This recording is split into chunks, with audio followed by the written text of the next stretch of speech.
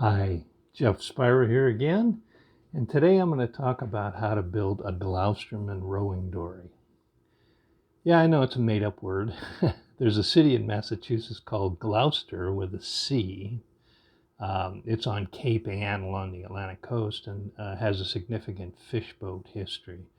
Many of the Grand Banks fishing schooners, were based there, and they used to head to catch out codfish out in the banks back in the Banks Dory fishing days. The schooners would run out and drop off the rowing dories, and then the fishermen would catch fish, and they'd come back to the boats and salt them, and the whole thing that way. Now, Ray Bolger has a boat called the Glouster Light Rowing Dory, and he spells it with a C, just like the city. It's a very popular build. It's been around for many, many years. And I kind of used his basic ideas of a lightweight Banks style dory to come up with my ultralight dory, which I call the Glousterman with no C in it, just Glousterman. One person sent me an email claiming I copied Bolger's Glouster dory and was calling it my own. I think he used the term rat bastard or something like that. Anyway, I wrote back to him and said, yeah, he was right. I did copy it exactly, except for the length, beam, rocker, height, construction method, and hull shape. It was exactly the same. Of course, except for the length, beam, rocker, height, construction method, and hull shape, it's identical to the Queen Mary as well. So much for that idea. In the event, the boat is very popular. Many have been built, and I built the original as I was designing it in my garage. I think it took 2 weekends, and it took less than $100 worth of materials. It was about 20 years ago, so it might be a little more than that now. But especially if you elect to use really nice marine grade okume or Meranti or one of the nicer mahogany plywoods. But I built mine out of Luan that I got at Home Depot. So I rode mine around Huntington Harbor a few times, and then I gave it away to a friend so he could take it fishing down the Kern River. He wanted a little boat to drift down the river with, and it worked out well. He could carry it on the top of his. He had one of those little mini pickup trucks, like a Nissan or a Toyota, but the old smaller ones. Again, 20 years ago. So anyway, it's a fun, very useful dory if you like rowing, and it'll take rough seas if you need.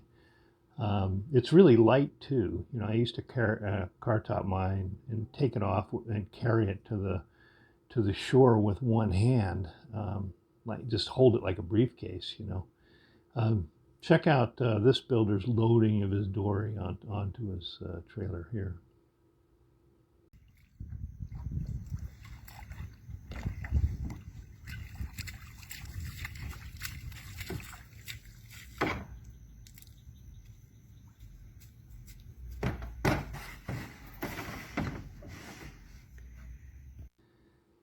Okay, the friend I gave it to liked it, but he couldn't stand and cast in it. It's pretty tender for that. And he liked fly fishing, so and you got to keep the CG low. The builder you saw loading the boat above said once he shifted the seat down a little bit, it became much more stable, and it benefits from carrying more weight. He puts 2 kids in it, in fact, and have them sit on the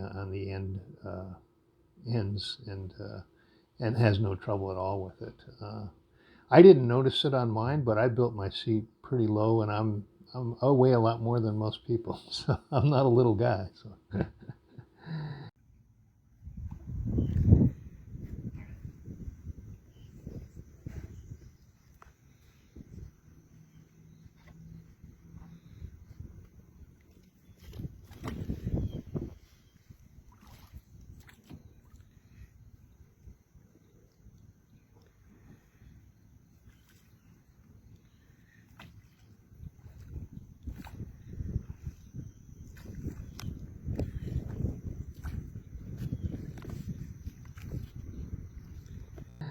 Anyway, let's take a look at the construction of the story. Okay, so the Glousterman is built by the stitch and glue method of assembling home-built boats. If you're not familiar with this, I'll leave the Wikipedia page link down below. I would take a look at it and familiarize yourself with this method. It's built by a very, very traditional stitch and glue method to edge glue plywood panels together. Anyway, let's get into how that works. I begin by showing you how to attach two pieces of plywood using a butt block. That it's all going to be built, this entire boat is built out of 2 sheets of ply. All the pieces that go into it are 2 sheets of 1/4 inch ply. Now I used Luan ply for this, but you can use something else, but typically a mahogany ply or even a Home Depot sandy wood ply underlayment. Anything with an exterior glue in it is suitable. I'll get into this in some other of my videos when I talk about materials, but yeah, two sheets of 1/4 inch ply make up this whole boat, and you begin by gluing them together. Next, you lay out the panels that you're going to build. I give you the points to mark on the plywood, and where you just measure them out and you mark these various points. And then I don't know if you can see, but there are nails. I just hammer nails into those points, and then use a member as a batten. This happens to be the piece that I bought for this boat's rub rails, and I just I just got it from Home Depot, the molding department, and just picked out a nice straight knot free piece of molding that you could use for this, and also used it as to draw the curves based on the points. So that's the easy way to do it. And then you saw the boat out. Now you can see that like the two sides are identical, except they're inverse images of each other. So you can use one and flip it over and use it as a pattern for the other, that sort of thing. So these are the pieces that you're going to cut out of those 2 pieces of ply. And that makes up the whole boat. That's the entirety of it. So that's all you need to do is cut them out in accordance with the drawing that I give you, and how you lay it out using the battens there. Next, you stitch the boat together. Now, I'm kind of old school, and this is copper wire. It's 18 gauge solid copper wire, and I like that, or I have used it in the past. These days, I probably wouldn't use it anymore, because there's other methods, which I'll show you in a second here. But you can see, you just drill holes along the edge, and you stitch the panels together. This is not done on a strong back or anything. It's free form, and you can see it's just sitting on a couple of sawhorses there.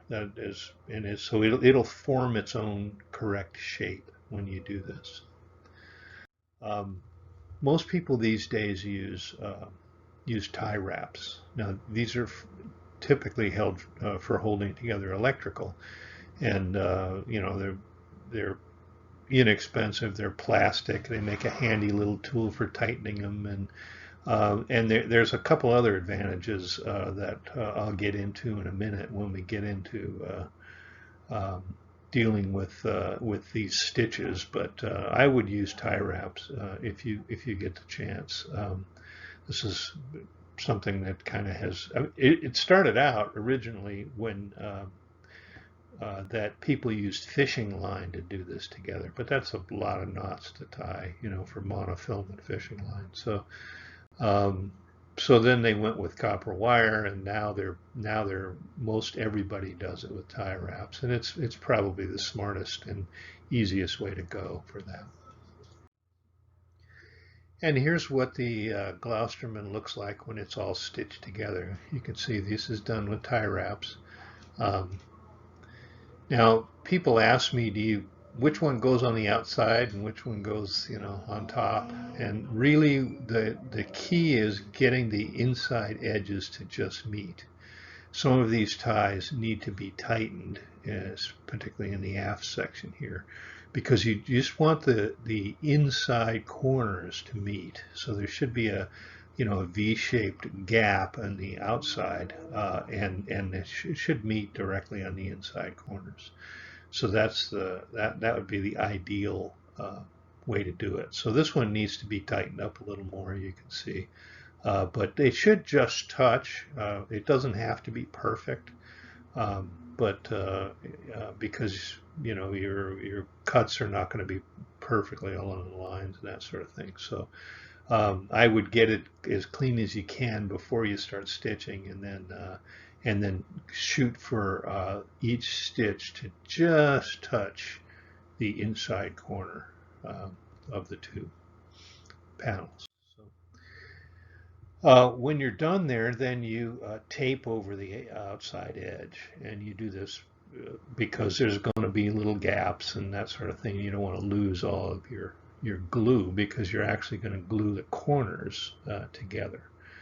You can see this one I did with copper wire, and all you do is tape the outside so that you can then glue the inside.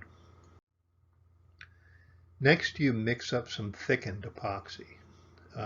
In this case, I'm using Cavasil, which is a good filler. It's very light filler. It has its pluses and minuses, but I used to get it for no charge, so I would use what I could get. I mean, there were samples from salesmen and stuff, so I would get examples of that sort of thing. But you can use a lot of other things in there. You can use wood flour, or you can actually buy pecan flour, which is ground pecan shells, I guess. And you can use microspheres, which is a good thing to use. They're very light and they're easier to sand than some of these others. Or you can use, if I were doing it today, I might just go down to the local 99-cent store and buy a bunch of cheap talcum powder and use that. That's a very good filler for epoxy. Anyway, you mix up a batch of epoxy, and then you add this thickener in it until it gets to be about the consistency of peanut butter. And then you can use it to create a fillet in there. I typically use like a tongue depressor, or the wide popsicle sticks, the ones that are about an inch wide, and they got a rounded edge, and you can use that as a little putty knife to just putty up a nice, curved fillet in the inside there. You can see that you do it according, along the edges of the frame, as well as along the edges of the bottom and the bow, and everywhere you're gonna want to fill with this thickened epoxy. And you don't have to wait for it to dry. Over top of that, you're going to add a piece of tape, a fiberglass tape, and mix together with regular epoxy. So you can you're actually going to add a fiberglass tape kind of filler over top of the fillet that you already made, and that's going to add a lot of strength to that joint on the inside. You can see I'm not the cleanest worker there. That's I'm no pro when it comes to this, so it doesn't have to be perfect. Again, all you need to do is make sure that you get a nice uh, set of tape over the top of the fillet for the inside of the boat. Um, then you let it go off, and it dries, and then you can flip the boat over, and then um, you need to cut off the stitches. Now, I'm showing you cutting off copper stitches, which is this is an example of a boat I did probably 25 years ago. I used to leave the copper wire in there, but I've found out since that that's probably not a good idea. It'll eventually come out and all that. So really, if you're using copper wire, what you need to do is unwind it and then hit it with some heat. Or electricity. A car battery works fine to the two ends, and then it'll kind of fry the copper, and it'll fry the joint where the outside edge of the copper gets very hot, and it'll kind of burn its way away from the epoxy, and then you can pull it out. Now, if you use tie wraps, though, all you really need to do is clip them off, and you can leave them in. There's no downside to leaving them in there. They're plastic, so they're not going to go anywhere. They're not going to, cause any damage or corrode or anything like that. So it would be you can just leave them in. So if you're using tie wraps, all you need to do is snip off the outside of them. Next, you fill it using the thickened epoxy, just like you did on the inside, along all the outside seams. And then you add, of course, to that the same sort of fiberglass tape that you would use on the inside. And then this particular boat was also painted on the outside with epoxy, clear epoxy, so that it kind of strengthened it in the outside section. It's not necessary to fiberglass the Glousterman on the outside, but if you want a sturdier boat, you certainly can. You pay the weight, pay the sacrifice, and just a little bit of weight, and um, but you'll gain a lot of ability to ground it, for instance, in sandy beaches or rocky beaches. It'll increase the abrasion resistance and the overall strength of the hull. But the standard method to do this does not require a layer of fiberglass on the outside. I would only suggest that you epoxy the outside of the wood so that it gains some edge strength there as well. But that would be after that you put glass on the seams, of course. So, and that's pretty much it. You're pretty much finished, and you flip the boat over, and then I recommend a number of different little pieces that go on there, and I think I explained to you that back when we were talking about battens. A rub rail around the outside is a good idea. And this brings more credence to the old saying that if you're a boat builder, there's no such thing as too many clamps. You can use lots of clamps. So I also recommend a bow piece in there, the piece of wood that you would cut to fit in there and glue it in place, just to stiffen the point of the bow. So um, and you can put different seats in it and different all sorts of things.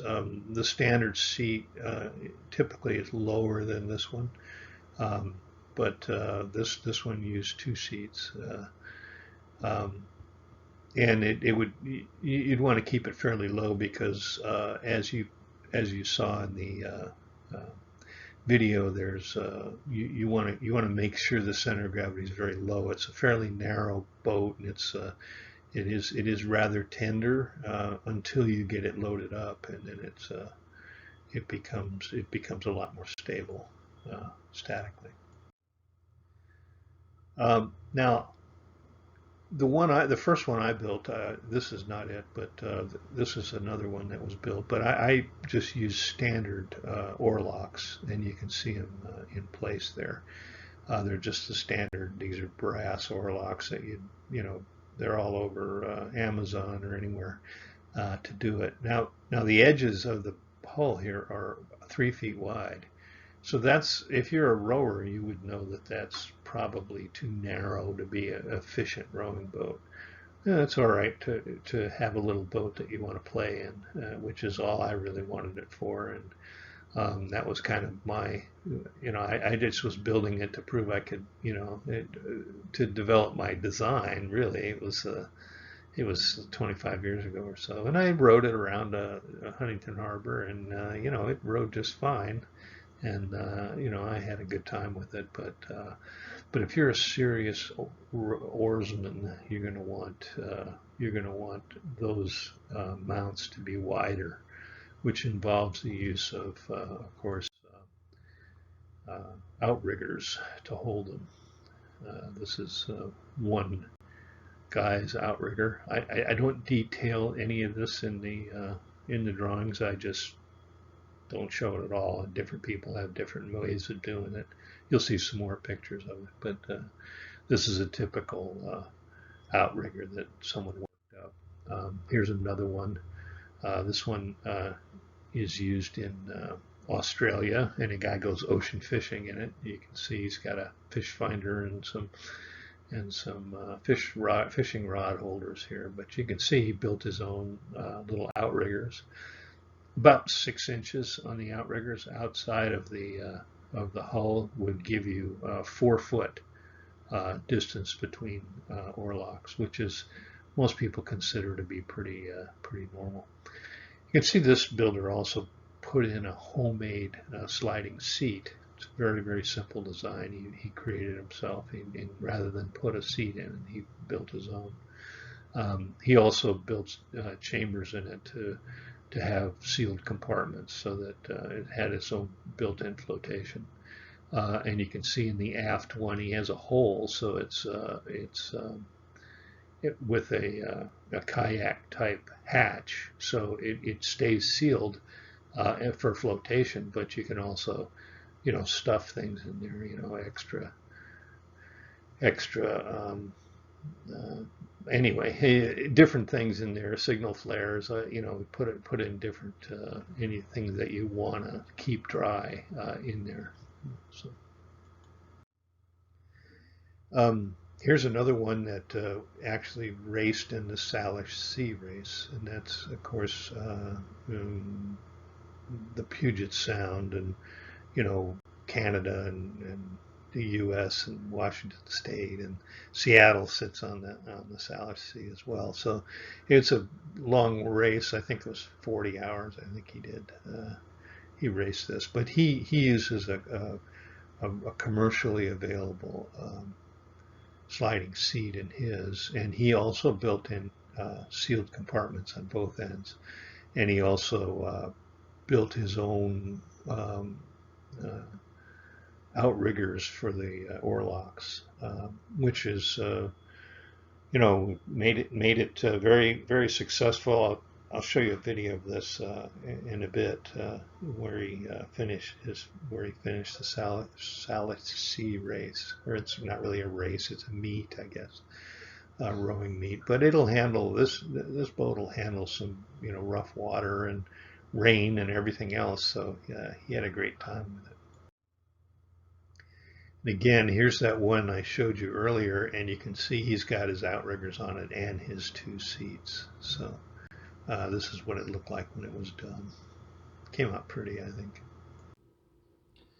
Now here's Tim Smith's finish to the Salish Sea race, so you can get an idea of what it looks like when he was coming in.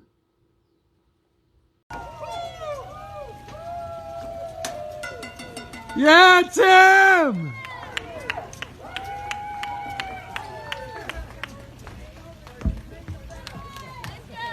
Yeah, bud!